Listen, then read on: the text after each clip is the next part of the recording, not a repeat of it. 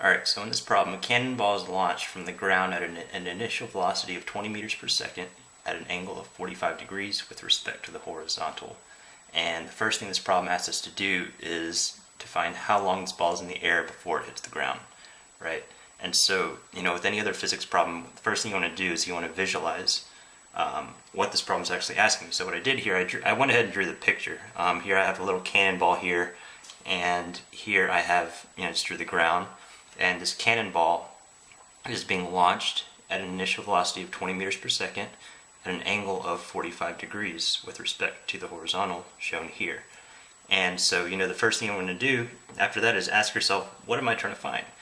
And, we're trying to find how long this ball is in the air. So in other words, time is what we want, right? And so the next thing is to ask yourself, what variables have been provided to me in the problem. Now remember that whenever we're dealing with resultant vectors, they're pretty much just diagonal vectors, such as this one here. You always you want to break the vector into its horizontal and vertical components. So what I'm going to do, I'm going to draw this vector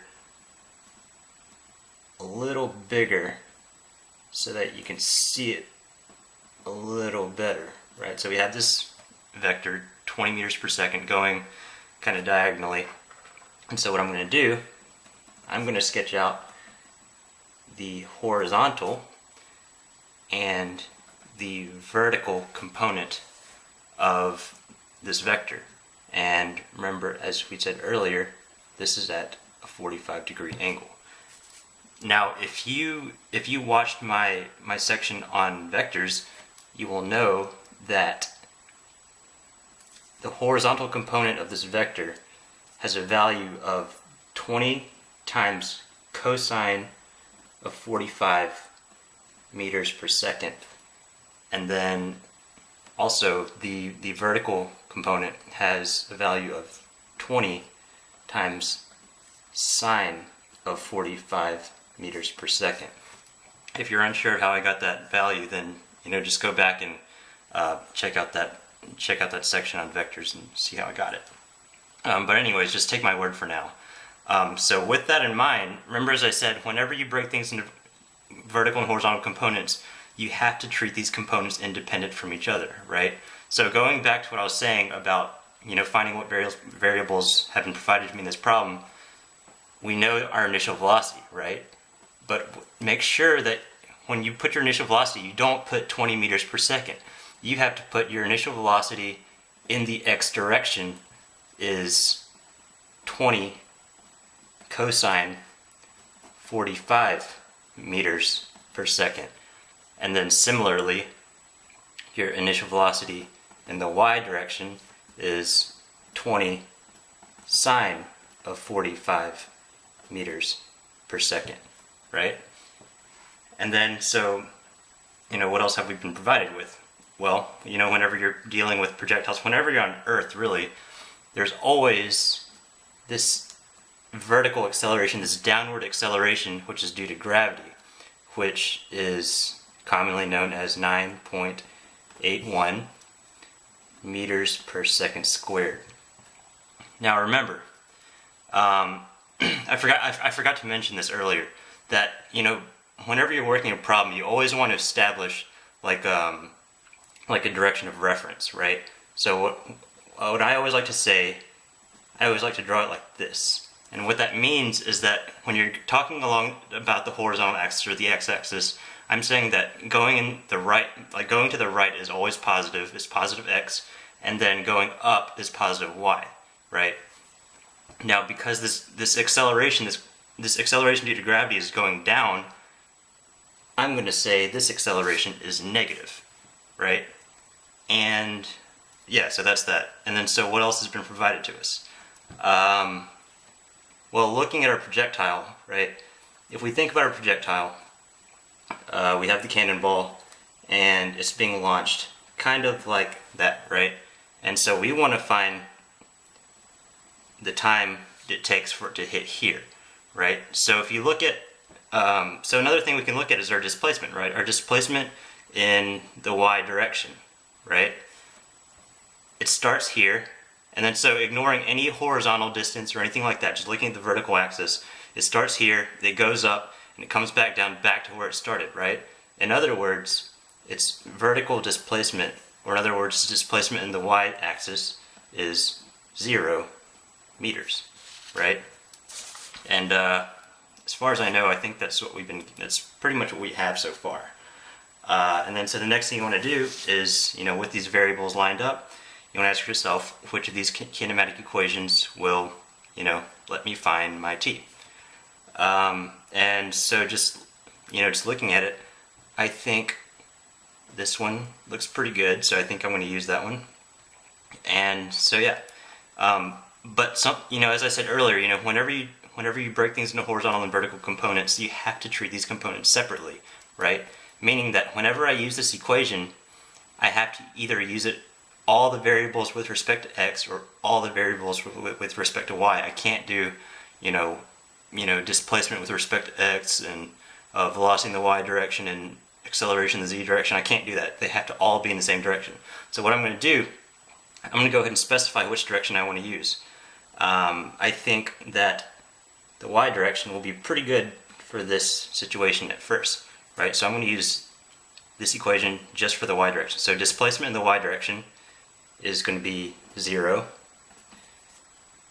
V initial in the y direction is 20 sine of 45 meters per second, and then my time, that's what I want, right? And then plus 1/2 my acceleration in the y direction is negative 9.81 meters per second squared, and times t squared, right? And so if you just punch these values in your calculator, which you already did, what you're going to find is you're going to have 0 equals 14.14 meters per second times t plus a negative 4.905 t squared.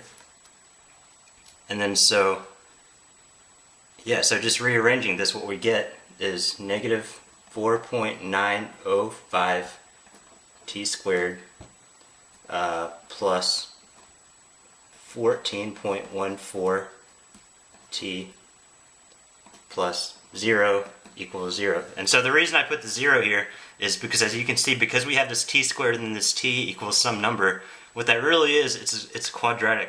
It's a quadratic. Use a quadratic equation to solve it. So for that you have a lot of options. You can either plug it into the quadratic equation, which I've put here, which I've written here, or where you treat this as a, b, c, or you can do as I did. I just Googled quadratic solver, put these numbers in for a, b, and c, and then just got my answer. So really, what you get when you solve it, you find you have two answers for your t. You have let's see, t equals 0 seconds, or you have t equals 2.88 seconds, right? So these are the two times at which our ball is on the ground, which makes sense. It's on the ground before you even throw the ball and after 2.88 seconds. So that is our answer, right? And so the second part of this problem, it asks us, for how long does the ball travel during this time, right? So now this is, it asks how far the ball travels during this time, right? And then so that means you want like an x direction, right? It wants to find the x displacement. So I think I'm just going to use this equation again, and except this time I'm going to use it in the x direction, right? Now what I'm going to say delta x, which is what I'm trying to find, equals the v initial velocity in the x direction, which is 20 cosine 45 times time, remember, which I found is 2.88 seconds, 2.88 sorry, I'm running out of space, so I'm going to put it here, plus 1/2 my acceleration in the horizontal direction is, remember, if you remember from, earlier in this section, horizontal acceleration of a projectile is always 0 because the horizontal velocity is never changing, right? So you're going to say 0 and then 2.88 squared. And so, because this is 0, this cancels out, and so that leaves us with delta x equals 20 cosine 45 times 2.88, right? And so what that gives us is our x is equal to 4.73 meters. And that is our answer.